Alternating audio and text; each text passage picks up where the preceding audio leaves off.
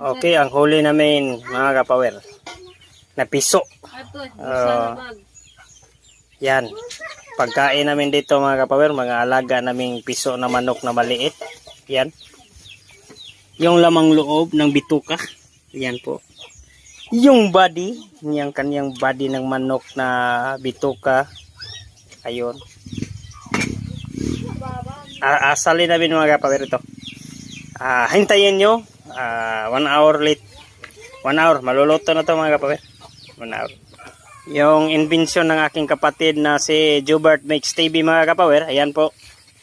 Jobert Makes TV. Siya po ang magresipe nung yung langgam. Langgam na manok ba? Nga maliit. Inihaw namin yung mga maliit namin na alaga na langgam. Manok di. Manok Bisaya.